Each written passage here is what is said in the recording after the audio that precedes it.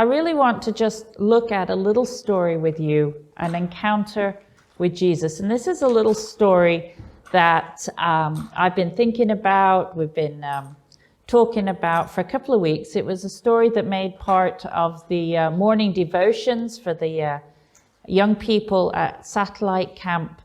And so it's a story about an encounter with Jesus. And every time I look at it, every time I think about it, I see something new. I see something fresh. Even this morning, I was going, this has just come to me as well. And so I just want to share some of those thoughts with you, really, that I've been thinking about as I've been reading and thinking about this little story. It's Mark chapter 6, verse 45 to 51. So I'll just give you a moment to find it. It's a story about an encounter with Jesus. At Satellite, we had for morning devotions little stories about the disciples or people's encounters with Jesus. The first one was this story about Peter and the fish, and it was sort of his first opportunity to understand the supernatural, extraordinary nature of Jesus, that he wasn't just a carpenter, he wasn't just the local rabbi, but he was actually something else. And we looked at other stories throughout the week that also pointed that out. Peter was a fisherman, and I think that one of the incredible things to think about, particularly even in this first story, is Peter encounters Jesus in his place of work. Peter was going about his day-to-day job, which was fishing, and Jesus was there in it with him. And that just really, I think, speaks volumes to me, that we often think Jesus might be at church. We know he's at church, right? We might even think he's in our homes when we have our devotions. But I think sometimes it's not always easy to see that he's in our jobs. He's in our workplace. And I know there's like the kids, you're going back to school, you're going back to university, people are starting back at jobs or starting new jobs, looking for jobs. Just to know that Jesus is there in that place with you, and you can encounter Jesus in your workplace, in your school place, as mightily, as powerfully as you can encounter him in your home or in your church. So that's just one of those random thoughts that I've been chewing over as I've looked at this passage. So let's go ahead and read it. I'm going to read it from the NIV. Immediately, Jesus made his disciples get into the boat and go on ahead of him to Bethsaida, while he dismissed the crowd. After leaving them, he went up on a mountainside to pray. Later that night, the boat was in the middle of the lake, and he was alone on land. He saw the disciples straining at the oars because the wind was against them. Shortly before dawn, he went out to them, walking on the lake. He was about to pass them, but when they saw him walking on the lake, they thought he was a ghost. They cried out because they all saw him and were terrified. Immediately he spoke to them and said, "Take courage, it is I. Don't be afraid." Then he climbed into the boat with them, and the wind died down. They were completely amazed. Let's just pray. Dear Father, I just pray that you will still our hearts and open our hearts to hear the words that you would have to say this morning. Lord, I pray that we will have an encounter with Jesus today. Amen. So when I was reading this passage and thinking about it, I know that so many of us here have had real encounters with Jesus, have had deep encounters with Jesus. And I don't want us to feel, as I'm talking this morning, that I'm saying you must have a deep and new encounter with Jesus. I want you to feel like you're having a warm hug from the Lord, and that he knows you and he wants you to know him. So hopefully that's something that will just come across as we look at this. So where does this story fit? Jesus has just done an incredible miracle. He has fed 5,000 plus people on 5 little bits of bread and 2 fish, and that's a whole story in itself. But the disciples were there, and they were part of that. And they must have been absolutely buzzing. I mean, imagine if you were there and part of that, and there's all these people and this little tiny picnic, and everybody's been fed, and you've gathered up all these extras. As Jesus put the disciples in the boat, they surely must have been absolutely buzzing with what had just happened. And they were people, and they would have had the same excitement, emotion response to this that I imagine we would have. I know I would have been like, did you see that? And did you see what I did? And I gave all this to these people, and oh my goodness. And did you see? And James, and yeah, all of us, and we were there, and yeah, we were there. We know, we were watching it. And they must have all been absolutely buzzing with the excitement. So Jesus asked them to go into the lake, and he says, go across to there, and I'll meet you there later.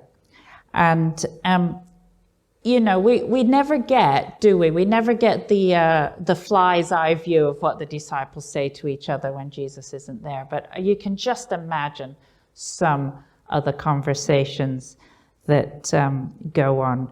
And, after they've talked about what's happened with the loaves and fishes, maybe they start remembering back as they're rowing away. Hey, wow, that was really cool.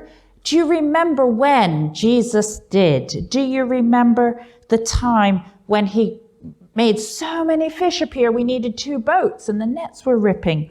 Do you remember the time when he healed the paralyzed man? And you can just hear them. Do you remember? Do you remember? Wow, isn't Jesus just amazing? And they row, and the weather starts to change.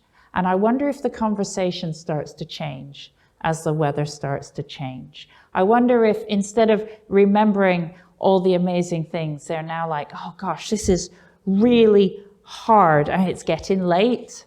They're getting tired. And they've been up all day ministering with Jesus, and now it's midnight, and they're still rowing, and the waves are against them. And the weather's changed, and the wind is against them. And I imagine they're starting to feel cold, and they're starting to feel tired. And, I wonder if a little discussion comes up from the fishermen and the non-fishermen in the boat. Perhaps we should turn around and go back. The shore is only just there. Why are we going on? And the fishermen going, you've got to go on. You can't turn around in this kind of waves or the boat will go over. And I wonder if maybe one of them remembered the time. If only Jesus were in the boat, we could wake him up and he could sort this all out. Maybe they remembered the time previously where Jesus was in the boat with them and the winds and the waves had come up. I wonder if they got a little bit cross with each other, which is often the case when things get difficult. I wonder if they got a little bit short-tempered with each other. And then the story from Jesus' side. He puts his disciple in the boat and he goes to spend some time in prayer. But later in the night, when he looks up to see how they're doing, he sees that they're in trouble. And even later, just before dawn, he goes out to them, he comforts them, and he again deals with the wind. We were camping last week. And I don't know if you've ever been camping where it's windy. It's always windy at Shell Island. And this one day, it had gotten very, very blustery. And the problem when you're camping when it's windy is the tents go flap, flap, flap, flap, flap, flap, flap. And the noise just never, ever stops. And even if you're not worried that your tent's going to take off and fly away, the noise is still very, very irritating. And we were with Michael and Hannah and Joel and Katie, and I was worried that as the wind was going, if they would just stop enjoying it. And It had gone on all night, and I got up in the middle of the night to check all the tents were still there and hadn't blown away. And of course, none of them had and everything. And I asked the kids in the morning, I says, weren't you worried? He says, no, Mum, I knew you'd get up and check the tents. So anyway, that was the night. And the wind had gone on all day, and it was just, and we went to bed, and I remember lying in bed saying, Lord, please, just make the wind stop, because this is just irritating us now. And later in the night, the wind did die down, and it went really quiet and really still and really, really peaceful. That was just an aside anyway about wind and how annoying it can be. And so how the disciples must have felt when they're out on the lake and trying to row. So a number of points that stand out to me really is it's a big lake. And this is a lake that the disciples were used to. This is where they'd grown up fishing. They knew this lake very, very well. They probably would have known as they got into it there was a possibility of the storm. And I don't think they can have got very far if Jesus was actually able to walk out to them very quickly. I mean, I don't know. Maybe he's a super fast walker. There was some supernatural walking going on. I don't know. But to my mind, he's walked out to them. So they can't have, I don't think they can have got very far. So they must have been rowing really hard for a long time and actually not getting anywhere. And I wonder if sometimes we feel like that we're rowing really, really hard for a very, very long time and not actually getting very far. I just thought to myself when I first read through this, why did they even go? I mean, it's evening time. They know the weather's going to change. It could be hard. Why did they? But then Jesus had sent them. Jesus had put them in the boat and said, go on, guys. And they was like, well, Jesus told us to. We must be all right. Let's go. And I sometimes wonder if we would be that obedient and that brave if Jesus tells us to do something like that. And sometimes I wonder, we often think if we run into something difficult, if we run into like a storm or something, we start immediately going, I wonder if I've done the right thing. Maybe I should just turn back because maybe this is the wrong thing. But these disciples, Jesus had put them in the boat. He said, go across. They knew they'd heard him. They knew what Jesus had asked them to do. And so even though they came across this difficulty rowing, they kept on going. And I think that's just an incredible picture for us. So sometimes if we know that God has told us to do something and we run into the difficulty, we run into the struggle, we don't give up. We keep going, we keep rowing. And it's hard, but it makes all the difference if you know that Jesus has told you. If you know that those words, go into the boat, row across there, or whatever it is for you that Jesus has told you to do, even if it's hard, he's told you to do it, and you should keep on going. And you can go with confidence, I guess. Confidence in following the instructions that Jesus given, even in the face of difficulty and hard work. This is where I think it gets really exciting. Jesus is watching out for them.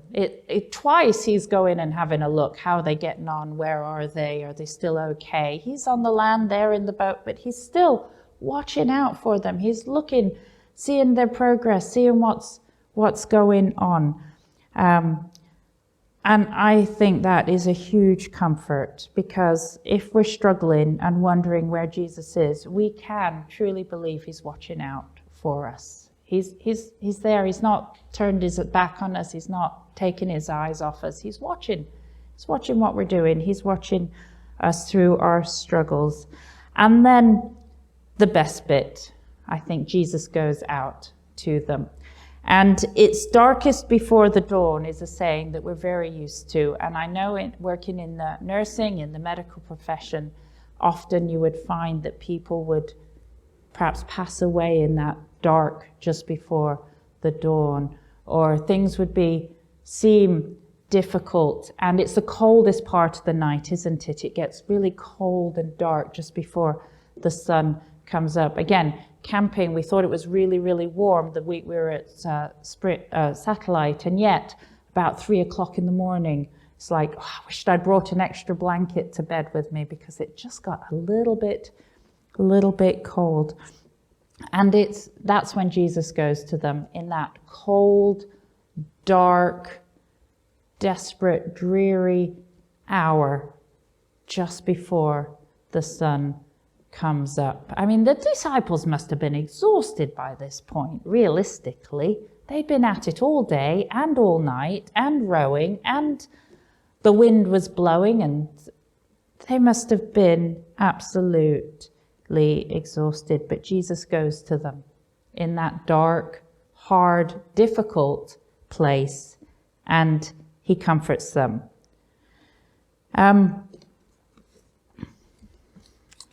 couple of things I thought that were also interested in that is, I wonder if Jesus was thinking, like, we had this example a little while ago, and I was in the boat with them the first time, and I spoke to the winds and the waves, and they know what to do, so they can just, in my name, speak to the waves and the wind. But the disciples didn't go there, did they? So Jesus still goes out to them and rescues them. I sometimes wonder if we forget from one difficulty to another who Jesus is or how we've encountered them in our lives before. I know I do. Like I have one difficulty and I bring it to the Lord, and he walks me through it. And then there's another difficulty, and it's like I forget everything I'd learned from the first difficulty and start again. And I think, sometimes we can be a little bit like that, can't we? We forget our encounters with Jesus. It would, I think, serve us really well to hold on to those encounters and remember them for the next time we're with a difficulty. So, how does this speak into our lives? We see Jesus is involved in the part of their lives that's associated with their work or livelihood. Some of these guys in the boats, they were fishermen. This was their home turf. This is where they knew and were used to. Maybe not so much for Matthew, the tax collector. He might not have been very comfortable being out on the water. But Peter, Andrew, James, and John, this was definitely their comfortable place. And like we said before, Jesus is with you in your work. Jesus has called you to do something and it's proving hard. When we try to do the things and it's hard, we can sometimes think we should stop because we're doing the wrong thing. But if you've heard Jesus send you or give you instruction, then you can be confident in following them, even in the face of difficulty and hard work. Jesus is always watching over us. He'll never leave us or forsake us. When he sends us out to do difficult things, he's watching. In the middle of the lake, when we're battling against the wind and want to give up, he's watching. In the darkness before dawn, where all hope seems gone, we're cold and not the energy left, he sees and comes to us. One thing that's strange to me in this story is that Jesus goes to walk past them. And they don't realize it's him. And at first they're frightened. When Jesus talks to them, they're amazed and in awe. And I wonder, would we recognize Jesus? Would we be scared if he comes to us? But Jesus is so gracious to the disciples. He's so gentle with them. He speaks to them in their fear. He says, it's me. Don't be afraid. I'm here, guys. When Jesus walks towards you in your storm, don't let him walk by. Call out to him. Recognize him. Let him climb into the boat with you and calm the storm, because that's what he wants to do.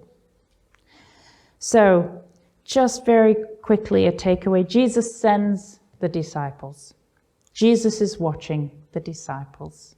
Jesus cares for the disciples. And Jesus steps in to the boat with the disciples. So just a couple of questions. Where in your life situation do you need to encounter Jesus? What miracle do you need him to do in your life for you right now? We're going to sing now, and if there's something you need Jesus to calm in your life, if you need an encounter with Jesus, please do take the opportunity to come and let someone pray with you this morning. Don't just keep rowing in despair of it ever getting better. Don't feel you're trapped in the darkest part of the night and there'll never be dawn. Let Jesus come to you and speak his words of peace and calm to you.